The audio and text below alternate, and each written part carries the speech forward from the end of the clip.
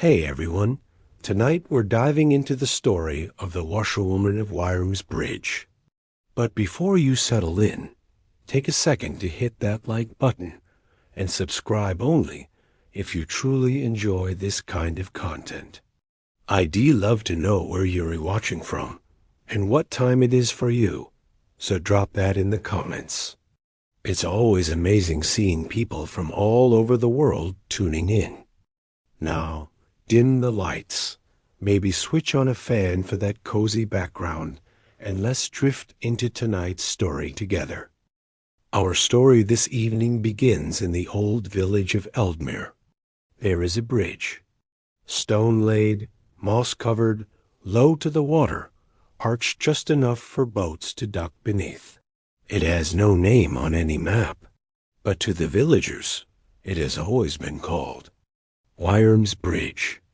And beneath this bridge, every evening you will find her, the Washerwoman. Her name is long forgotten. Perhaps even she has let it go, like steam rising from a pail of warm water, but her hands are remembered. Gentle hands, strong from years of soap and stone, wringing and rinsing, folding and whispering to cloth as if it too had ears to listen. She comes just after sunset, when the sky turns lavender gray, carrying a woven basket, a bar of soap wrapped in cloth, and a small wooden stool worn smooth by time. Can you hear the river? It babbles and whispers in the hush of dusk, trickling over smooth stones, kissing the reeds on its banks. The breeze dances down from the hills, carrying with it the scent of wood smoke and heather. A blackbird sings from a crooked tree. Its song echoes softly off the stones. The washerwoman hums as she works, not quite a melody, not quite a tune, but something old and round like a lullaby passed through water. The soap she uses is made from rendered tallow and lye, mixed with lavender blossoms harvested at full moon. This was an old tradition, meant to keep the cloth soft and the spirit soothed. She unwraps the bar with care, sets it on a flat rock, and dips a linen tunic into the stream. Did you know? They'd use smooth rocks to beat the cloth gently, pressing out the dirt with rhythm and grace, as if washing were a kind of prayer. Even nobility, so it was said, sometimes sent their garments to be cleaned by the river women, for there was something sacred about stream-washed linen, something pure. And some say, this particular washerwoman once tended the robes of a lost prince. No one knows where he went, or why he never returned. But on certain nights, when the stars are clear and the wind holds still, the washerwoman takes out a cloak stitched with golden thread and dips it softly into the running stream. She never says a word, only closes her eyes and lets the water carry away whatever it still remembers. She scrubs in circles, clockwise, then still, clockwise, then still. The scent of lavender grows stronger, warm, gentle, and sweet. The sky darkens. Lanterns flicker in the village windows. Some evenings, a fox will curl on the bank nearby, its tail wrapped around its nose, listening to her hum. And far away, a bell tolls slowly from the chapel tower, marking the hour of rest. She works until the stars come out, until the last tunic is folded and the stones have cooled. Then she tucks her soap away, rinses her hands in the stream, and carries the basket back through the narrow path lined with fireflies. The bridge behind her glows faintly in the moonlight, as if it too remembers. And when she's gone, the stream keeps singing, as if telling the story again to the water, to the moss, to you. Now let your breath fall like river water, soft and steady, slow and low. You are safe here by Wyrm's Bridge. A washerwoman is near, tending to dreams, folding them gently into lavender cloth. There's more to tell, but for now, rest, sleep, and let the stream carry you somewhere quiet. You're still there, by the stream. A soft place, safe and slow. Let the memory of water settle around you like a shawl.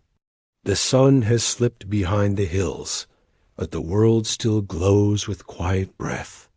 You remember the sound, the whispering of the river, the hum of the washerwoman, her hands like music, her silence like a lullaby. Tonight, the story flows deeper. The washerwoman has returned. She comes even in the dark, especially in the dark. Tonight, she carries something different. Not garments to clean, but a bundle wrapped in waxed cloth, pressed tightly, tied with faded ribbon. She kneels by the same flat stone and unwraps the bundle with hands that know what they're redoing, but tremble just a little. Inside is a cloak, dark velvet with thread of burnished gold. The stitching forms a pattern, a curling knot, like a serpent swallowing its tail. In the age of kings and salt roads, symbols mattered more than names. A serpent swallowing its own tail, known in the old tongue as Erebarus, was once stitched only onto garments meant for those who traveled far. So far, they might never return. Such symbols were believed to protect the body and confuse the spirits of death. A perfect circle, a loop without end. Some say the lost prince was given this cloak before his final journey. A gift from her. She dips the edge of the cloak into the water, slowly, gently. The stream accepts it without resistance, lapping at the velvet as if recognizing something long familiar. She hums again, the same soft rhythm carried from her youth. A tune once sung in the kitchens of the Mare when she was still called by name. The moon hangs low tonight, a pale silver bowl, pouring light onto the surface of the stream. Every wrinkle of water seems to shimmer with memory. There are stories, quiet ones, told only among washerwomen. That certain garments can hold on to memory long after the wearer is gone. That linen can remember touch, and velvet can remember voices. That if you wash them under moonlight, in a running stream, you just might hear something whisper back. Tonight, she listens. And as her hands rinse the gold thread, there is a hush. Not silence, but stillness. The kind that makes birds hold their breath and trees lean in. Crickets begin to sing, a low, scratchy harmony. One by one, then all together. The reeds sway and rub gently against each other, a sound like paper and wind. In the distant chapel, a bell chimes once, and if you're very quiet, you might hear the stream say it too, not in words, but in feeling. He remembers. She closes her eyes. She remembers a boy with mud on his boots and laughter in his mouth. He had brought her stolen apples once, hidden in a satchel meant for herbs. He said the stream had told him where to find her. He believed it could speak even then. He asked her, "If I'm ever lost, will you wash this cloak for me?" She had laughed and said, "I will wash it until the thread wears through, and then I'll stitch it again." She never told anyone what he gave her that day, besides the cloak. As she lifts the cloak from the water, a small object tumbles loose from its fold. It strikes the stone with a soft clink, a ring worn smooth by time, etched with the same curling knot, the same Ouroboros. She picks it up, stares at it in the moonlight. A single thread trails from its band, not gold, but deep blue silk. She wraps it around her finger and whispers his name. Just once, just to the stream. And the stream answers with silence. Not an empty silence, but a full one. Heavy, like a warm quilt. Comforting, like a promise kept. She packs the cloak away again. The soap, the cloth, the memories. She walks slowly toward the woods, her lantern glowing gold. Each step a rhythm, each breath a lullaby. The stars blink softly overhead. No need to rush. The night is long. The dreams are kind. You are still beside the stream. The stone is warm beneath your cheek. The cloak is folded. The ring is safe. You feel the thread of it all, running gently beneath the surface. Just like the river. Just like sleep. And now you may rest. The story will wait for you. The night cradles you still. A soft hush around your shoulders. The whisper of water still playing in the background of your dreams. The moon has not moved far, and the stars blink slowly, like old eyes watching kindly from above.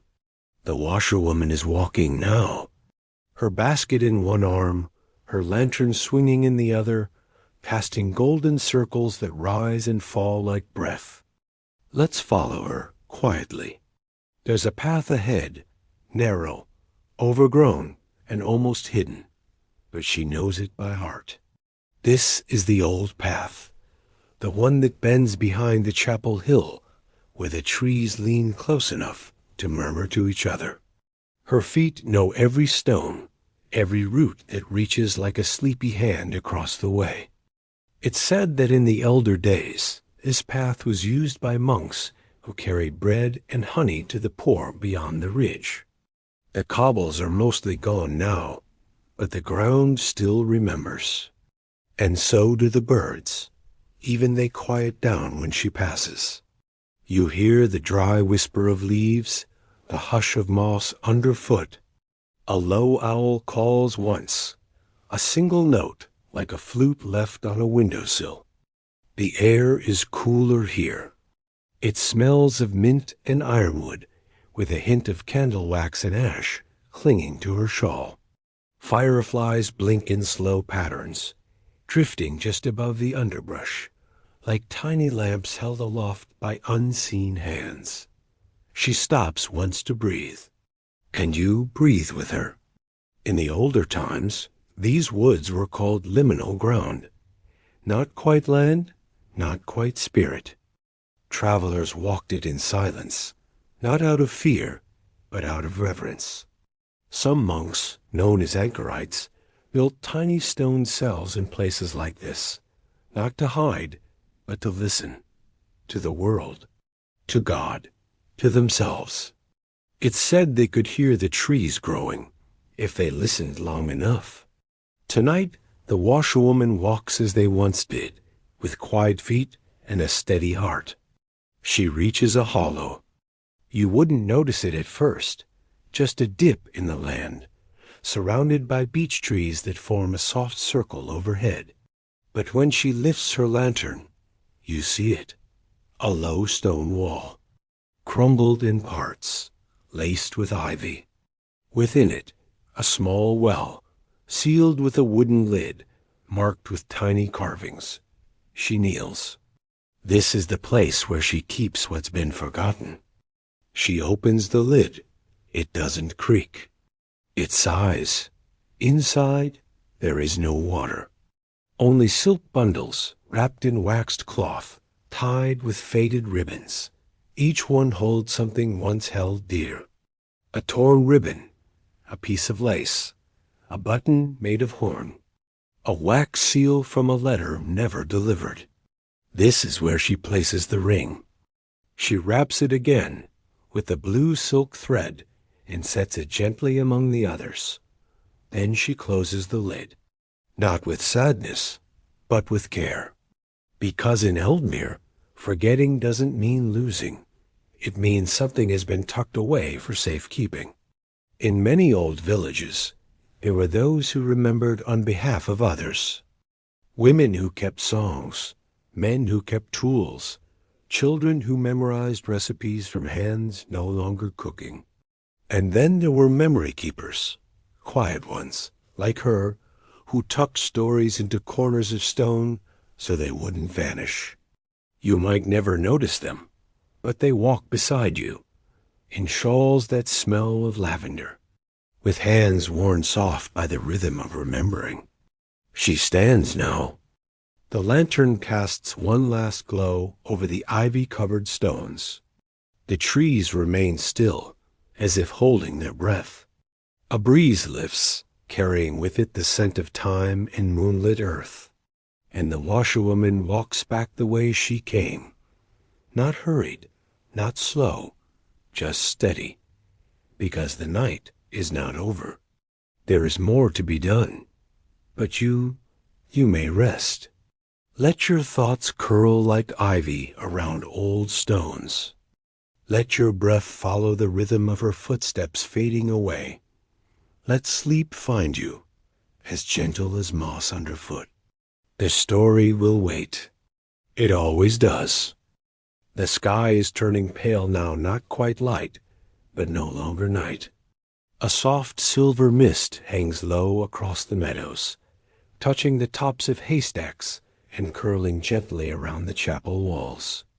The washerwoman walks home through this early hush, her lantern dim, her basket lighter. Her feet leave no prints in the dew. Birds have not yet begun to sing, but you can hear the land itself breathing, a long, slow sigh before the day begins. Eldmere is still tucked in slumber. The rooftops wear a veil of frost, and the cobbled lanes are silent, save for the occasional creak of shutters opening to the cold. The washerwoman's cottage sits on the edge of the square, where ivy climbs the walls and the hearth coals are always warm beneath the ash.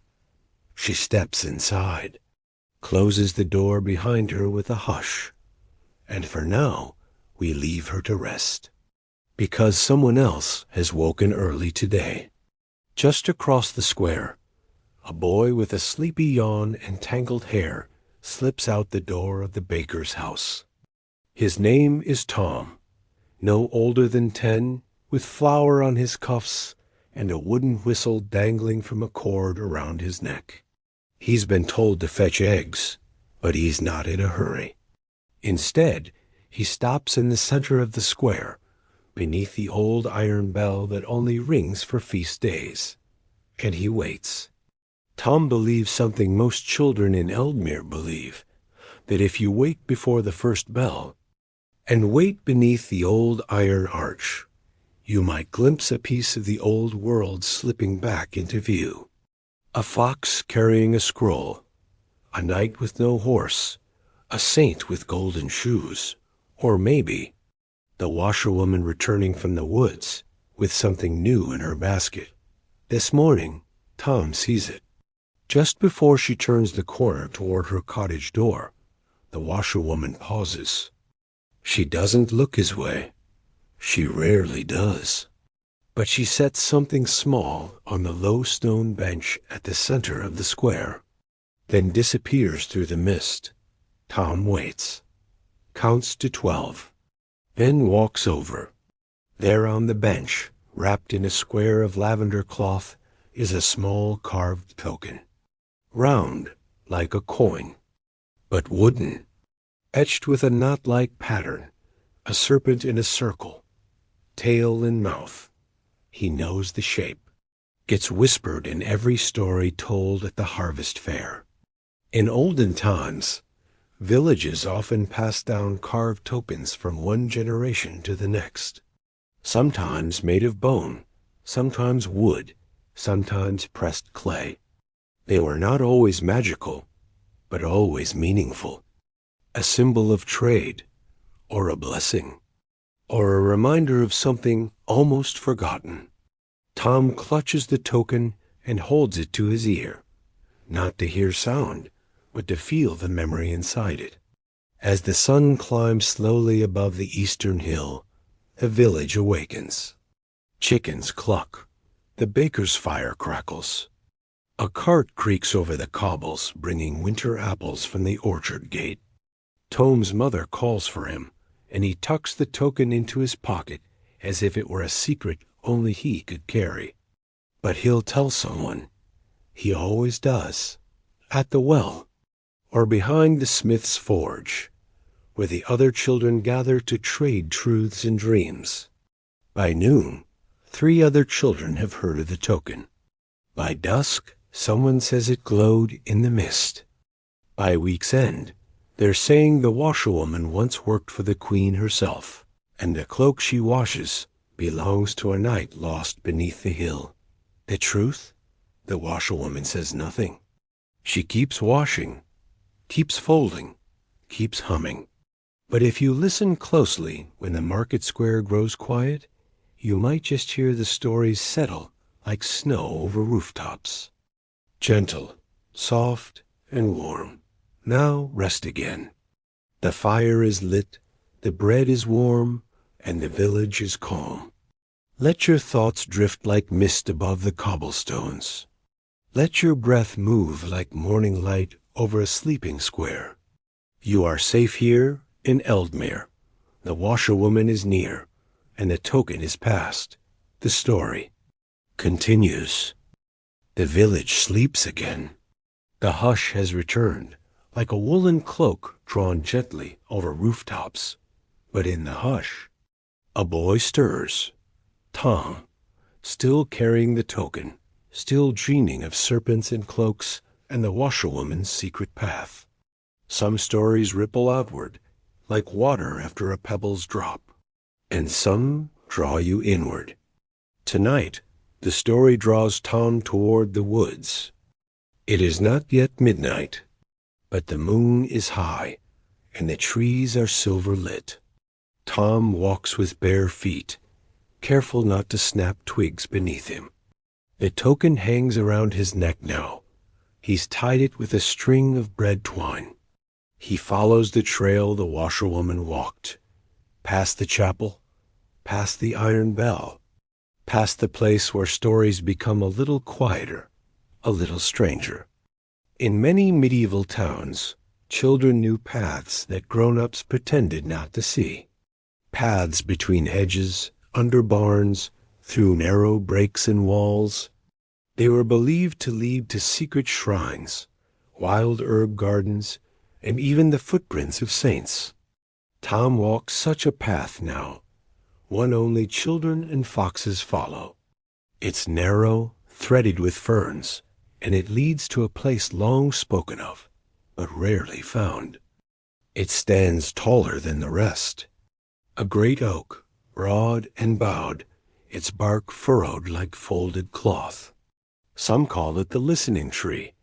Its roots twist out like fingers, curled around soil, stone, and time itself. Children say, if you press your ear to its trunk, you'll hear stories spoken by the forest itself. Not in words, but in warmth, in memory, in rhythm. Tom kneels beside it. The moss is cool. The air hums, though no wind moves the branches. He touches the bark, presses the token against it. For a moment, nothing. Then, a shift. The roots seem to breathe, slowly, deeply, like an old creature stirring from slumber. Tom hears something in his chest, not his ears. A voice without voice. A memory made not of images, but of feeling. Soft hands washing cloth. Rain falling on velvet. A voice, low and warm, saying, "Wait for me." And stillness again. Beside the trunk, half covered in soil and fallen leaves, Tom sees something. A glint of metal. He brushes it clean with the edge of his tunic. It's a brooch. Circular, with the same knotwork as the token, but older, heavier. When he lifts it, he sees the back is engraved. 4 letters. Worn by time. EMRD. He doesn't know what they mean, but the washerwoman might. He tucks the brooch into his palm, stands, and from somewhere deep in the wood, a nightjar calls once, a sound like fabric tearing through dream. The path back feels shorter. The woods no longer whisper. They listen now, quiet, gentle. Tom walks with slow feet, eyes heavy, heart full of something he doesn't understand yet, but trusts. He climbs into bed just before the first rooster stirs. The token is beneath his pillow. The brooch rests near his heart, and he dreams of cloaks stitched with golden thread, and trees that remember what people forget. Now you rest too. Let your thoughts press gently against the bark of that old oak. Let your memories flow softly into the roots, where nothing is ever lost. The forest watches over you. The token is still warm. The story is still unfolding. And the washerwoman? She's waiting, as she always does. Morning comes slowly in Eldmere, the kind of morning that doesn't rush, but stretches gently across the land like a shawl laid over a sleeping child. Mist curls at the windows. The bakery's chimney exhales sweetly, and the bell above the chapel has not yet rung, but one window is already open, just a crack. The washerwoman is awake. She always is. Her cottage is small, just one room and a low-beamed loft. Wool blankets hang to dry. Bundles of lavender sit in the corners like quiet sentinels. There's a pot on the hearth, not boiling, not yet, just warm, steeping with chamomile and fennel seed. She moves slowly this morning, as if the night whispered something new to her bones. And it had, because outside her door, resting quietly on the step, is a bundle wrapped in linen cloth, with a brooch placed carefully on top. She lifts it, and everything inside her stills. The brooch, worn smooth, but unmistakable. The knotwork, a serpent in a ring, and on the back, 4 letters, EMRD. Her hand trembles, because long ago, before soap and river stones, before her name was left behind, she was called Eldmere Runwin Dell, not noble, but near it, daughter of a court seamstress, ward of a scribe, and once betrothed to a boy with laughter in his mouth and dreams too large for the manor walls. She had sewn this brooch into the hem of his cloak, a charm of protection, and perhaps of hope. She presses it to her chest and breathes. Later that morning, just as the bread carts begin to roll and roosters begin their second call, Tom knocks softly at her door. Not loud, not eager, just enough. She opens it, and there he stands, hair tousled, eyes wide, hands in his pockets. "I found it," he says. She says nothing at first, then kneels to his level, takes his hand, and places the brooch back into it. "You keep it," she whispers, her voice like wind on stone. "It found you. In medieval times, names were sacred, carved on stones, sung in prayers, stitched into sleeves and borders. When a name was no longer spoken, it didn't vanish. It simply waited." Some believed that when a child found an old sigil or heirloom, they were chosen to carry the memory forward, not to change the past, but to keep it soft, to keep it safe. She invites Tom in.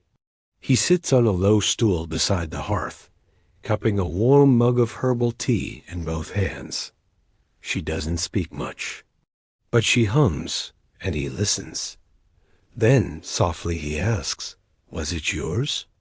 She nods, and adds, "It belonged to someone I still remember, even if the world does not." Tom takes that in, as only children can.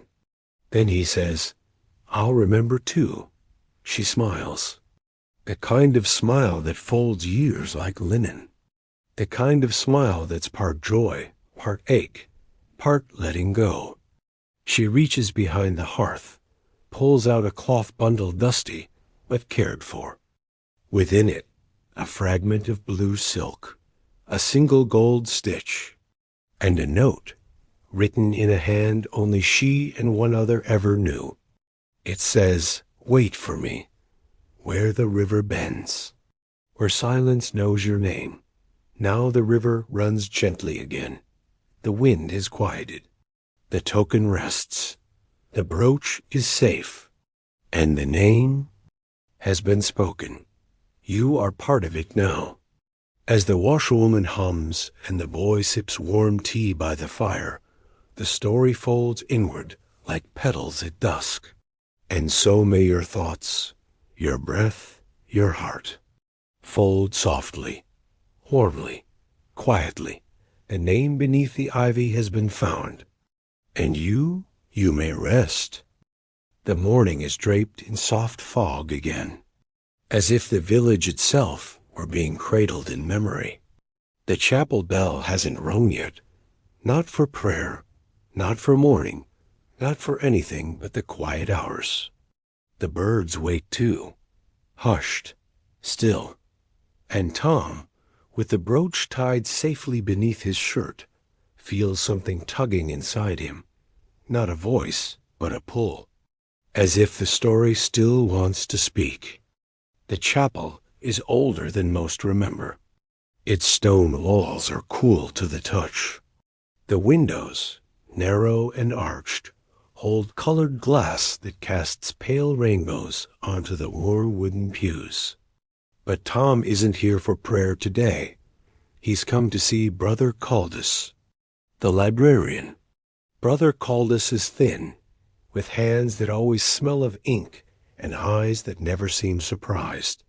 He knows Tom, knows the village children by name, by whistle, by the way their feet sound on the chapel floor. "You're looking for something," he says softly. "I don't know what," Tom replies. Caldus only nods, as if that's the best answer possible. Then he leads him to the back, to a place behind the pulpit, through a narrow door, into a room of dust and hush. The library. The air smells of parchment and beeswax. Scrolls rest in honey-colored cubbies. Books stacked in uneven piles, like bricks in a wall of sleep. Quills, dried herbs, a pressed violet in a tin dish, all quietly waiting. Caldus gestures toward the corner. A low shelf, mostly forgotten, barely lit. "Try there," he whispers, then disappears like a candle blown out. In many medieval chapels, monks recorded births, deaths, dreams, and disappearances, not in public ledgers, but in marginal notes, folded pages, and soft-bound field journals. The forgotten shelf held these things, not for doctrine, but for memory. Tom runs his fingers along the bindings. Some are stiff with age, some soft as worn cloth. Then he finds one stitched with pale thread. Its spine bears a faded name. Runwin. He opens it. The pages smell of time and dust. And the first thing he reads, "To Eldra, should you ever find this, I waited. I remembered." His breath catches. He turns the pages slowly, carefully. Drawings of the Ouroboros symbol, sketches of trees, descriptions of dreams, of a river that speaks, a bridge that listens, a woman with hands like the wind. And one final note. They would not let me stay. Too much was lost, but I sent the brooch and the memory to find its way home. He runs, not because he's afraid, because the words feel warm in his chest, a lantern glowing behind his ribs. He finds her at the stream, as always, washing linen The same gentle rhythm, the same hum. He doesn't speak right away. He kneels beside her, opens the journal. She sees the name, and her hum falters, just for a breath. She presses her fingers to the page as if to hold it still. And then tears fall, silently, warm, like river water returning home. She takes one cloth from the stream. It's plain, unmarked, but she lifts it, and Tom watches as she carefully folds it around the journal, like a shroud or a gift. She dips it once more into the stream, then sets it beside her, and says only, "He remembered." Now the stream slows. The pages have been read. The thread has been followed. You may rest, dear one. Let your mind curl like parchment on a quiet shelf. Let your thoughts slow like ink drying in candlelight. You are held in story, in memory, in silence. There is more, but not tonight. Tonight the journal sleeps, and so do you.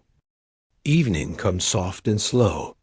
The sky is bruised gold and lavender, and the wind has grown still, as if even the air has paused to listen. The washerwoman walks again, but this time she is not alone. Tom walks beside her, his small feet steady, his breath in rhythm with the rustling of the trees. In her arms, a cloth-wrapped bundle, the journal, the brooch, and a single bloom of yarrow tied with a strip of blue silk. They're walking toward the bridge. Wyrm's bridge lies just beyond the edge of the woods, where the stream deepens and widens into quiet. Built from dark stone long ago by hands no one remembers, it arches low and gentle, like the back of a sleeping creature. They say the bridge was named for the legend of a water serpent, a worm that once protected the valley, coiling beneath the current, watching over the villagers in silence. Some believe it still does. In the oldest times, travelers would leave offerings on bridges before crossing. A coin, a piece of bread, a lock of hair. Bridges were seen as thresholds, not just between places, but between worlds. Between past and present. Between what was and what remains. Tonight, the washerwoman comes with an offering of memory. She kneels by the edge of the water. The moon hasn't risen yet, but the stars are beginning to watch. She unwraps the bundle slowly. First the cloth, then the journal, the brooch, the yarrow. One by one, she places them atop a small flat stone, half submerged in the current. The stream laps gently at the edges. Then she sings. It is a lullaby from the days before her name was tucked away. Soft, low, threaded with words that no longer live in books. A song for returning, a song for release. Tom doesn't understand the words, but he understands the feeling. It's the same as when his mother brushes his hair and hums him to sleep. It's the feeling of being known. The water shimmers, not with magic, not with fire, but with something quieter, a flicker, a ripple, a memory passing like light beneath the surface. And then the brooch slips into the stream, not sunk, not lost, carried, as if the river knows where it belongs. She stops singing. The hush that follows is not empty. It is full of everything that's been remembered, forgiven, and laid gently down. She takes Tom's hand. They do not speak. They do not need to. The stars blink softly now. The bridge glows faintly in their light, and the stream continues on, forever flowing, forever holding the threads of stories once told and long tucked away. The village behind them is quiet. The woods ahead are watching. But for you, there is only this, the stone beneath your feet, the warmth of a lantern in the dark, the song that still hums just beneath your ribs. You are part of this story now, and it is part of you. Sleep, like the stream, will carry you gently into morning. All is remembered. All is well.